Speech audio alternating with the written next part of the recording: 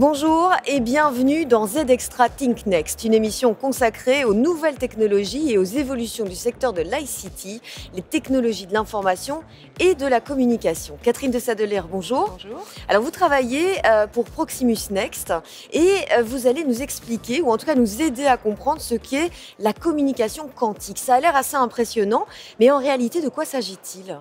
Dans le contexte actuel, où il y a un énorme échange de données à caractère confidentiel, personnel, il est très important de pouvoir bien sécuriser ces données-là.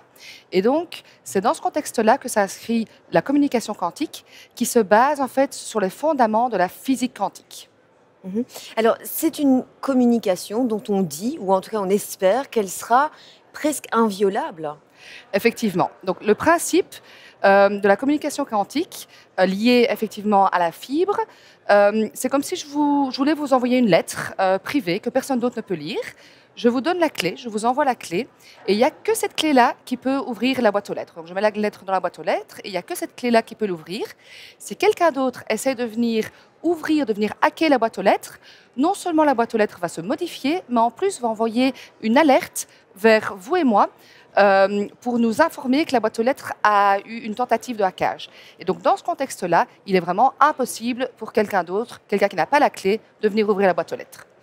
Alors, aujourd'hui, on en est au développement en fait, de cette technologie. Néanmoins, chez Proximus Next, vous avez voulu vous placer en tant que pionnier, je dirais ?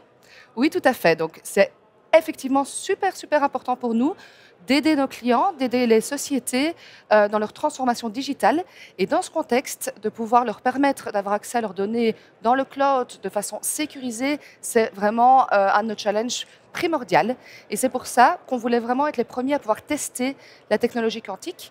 On a fait un vrai test il y a quelques semaines, en réel, sur notre infrastructure, pour vraiment pouvoir tester, entre Bruxelles et Malines, on a vraiment testé cette technologie pour voir dans quelle mesure ça répondait à nos attentes. Alors, qu'est-ce que vous pouvez proposer aux clients pour les aider à développer le quantum ? Parce que votre idée, bien sûr, c'est de les aider de A à Z. Oui, donc effectivement, comme je le disais, la technologie quantum est à ses débuts. Donc, ce qu'on fait maintenant, c'est qu'on la teste pour des vrais use cases. On la teste vraiment chez nos clients, dans leur infrastructure, pour pouvoir s'assurer que ça réponde à leurs besoins. Et donc là, c'est vraiment des tests qu'on co-crée avec nos clients en fonction de leurs besoins spécifiques et de leur infrastructure réelle.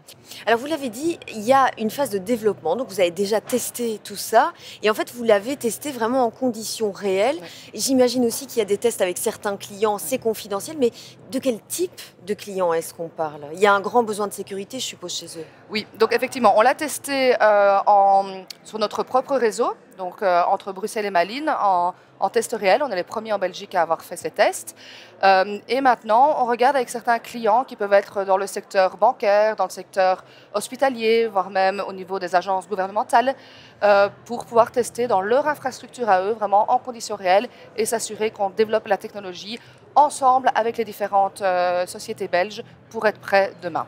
En réalité, on peut déjà, le risque, c'est de prendre aujourd'hui des données et de les utiliser demain. Voilà, donc effectivement, demain, avec l'apparition des quantum computers ou des ordinateurs quantiques, en fait, ils seront tellement rapides qu'ils permettront, là où aujourd'hui, pour aller hacker un code de cybersécurité, il faut parfois même des centaines d'années, demain, ces ordinateurs pourront aller tellement vite dans la factorisation des nombres premiers que ça pourra peut-être prendre quelques jours ou être beaucoup plus rapide, en tout cas, pour aller hacker des codes de sécurité.